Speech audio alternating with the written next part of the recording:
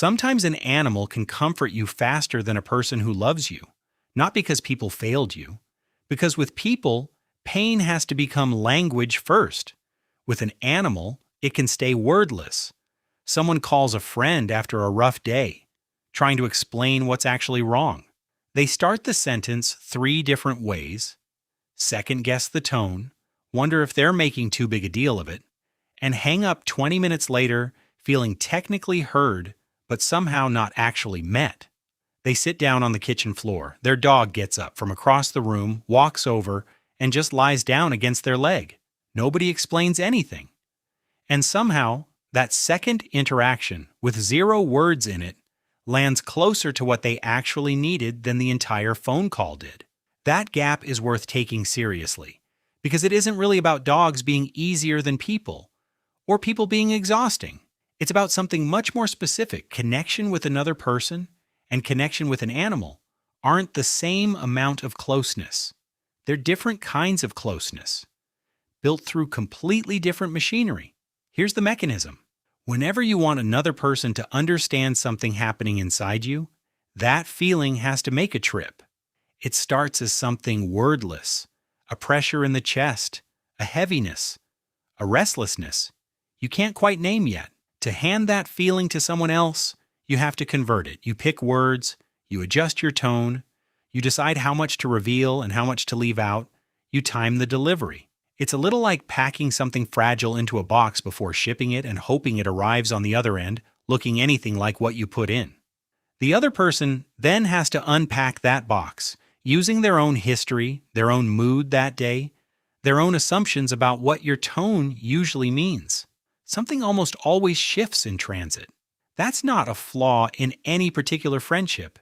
It's just what it costs to move a feeling from one person's inside to another person's inside using nothing but words. Connection with an animal skips that shipping process entirely. There's no box being packed. When a dog walks over and settles its weight against you, that closeness isn't standing in for anything. It isn't a symbol representing comfort the way a sentence would be. The proximity itself is the whole message. Nothing needs decoding on the other end because nothing was encoded in the first place. Research on human-animal interaction backs up part of this.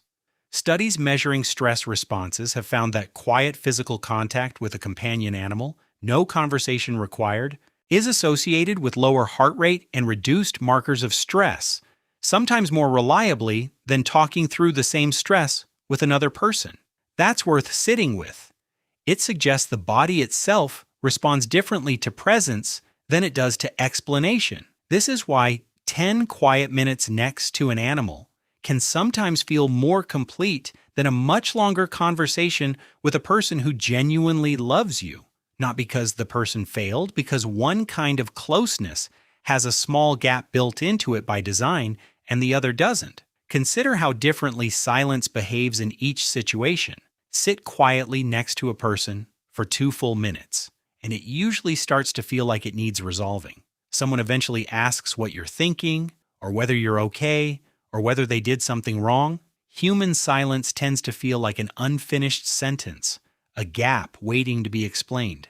Sit quietly next to a dog or a cat for the same 2 minutes, and nothing about it feels incomplete. Nobody's waiting for you to say the next thing.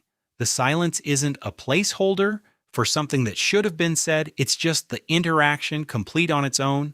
This helps explain a specific quiet kind of tiredness that shows up after a long day full of talking. It isn't always physical exhaustion, and it isn't always emotional overwhelm in the dramatic sense either. Some of it is closer to the fatigue of constant translation, running the same loop over and over. Feel something, convert it into acceptable words, deliver it at the right moment, then interpret whatever comes back. Doing that all day, in meetings, in texts, in small talk, adds up to something specific, even when every single interaction in that day was perfectly pleasant. Even the pauses inside human conversation carry weight that animal silence never has to. If someone takes 6 hours to reply to a message, a whole investigation can quietly start running in the background. Are they busy? Are they annoyed? Did that last message come across wrong?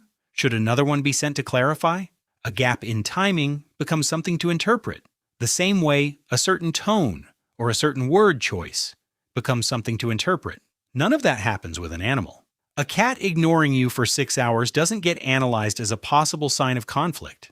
It's just a cat doing cat things on its own schedule. An animal doesn't ask you to keep running that loop. You don't have to explain why you're quiet tonight. You don't have to justify being upset about something that, out loud, might sound small. You don't have to manage anyone's reaction to your face, your tone, or your silence. A cat curling up against your leg while you cry doesn't require you to narrate what's wrong first.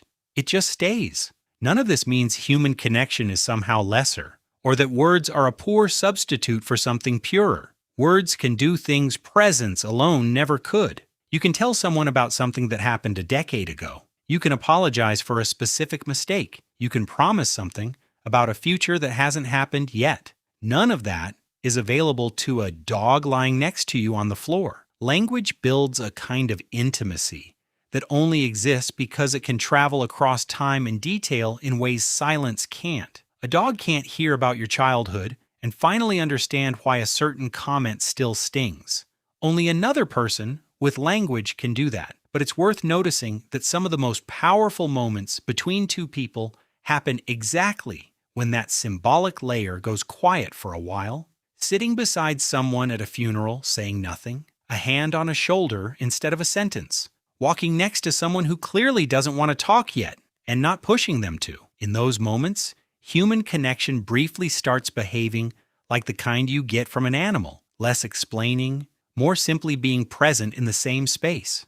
That might be the real reason animals matter so much to people who already have plenty of humans in their lives. It's rarely that the animal is preferred over the people. It's that the animal offers a kind of contact modern life doesn't hand out very often anymore. Contact that doesn't arrive wrapped in updates, opinions, or the need to sound coherent. Just two bodies occupying the same room without either one needing to perform anything for the other. It also explains something about grief that people sometimes underestimate.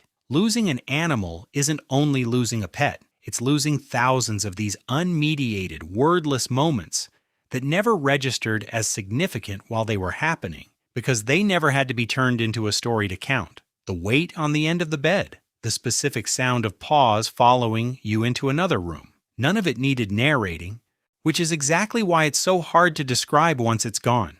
There's rarely a sentence big enough to hold what disappeared, because the thing that disappeared was never built out of sentences to begin with. Maybe that's the clearest way to say it. With people, closeness usually says, "Tell me what's happening inside you so I can meet you there." With an animal, closeness says something much simpler. "I'm here while you feel it, whatever it is, and you don't need to explain a single part of it first." Neither one replaces the other. But if you've ever sat in complete silence next to an animal and felt, for a moment, less alone than you did after an entire conversation with a person, nothing mysterious happened. The connection just didn't need to be translated into anything before it counted.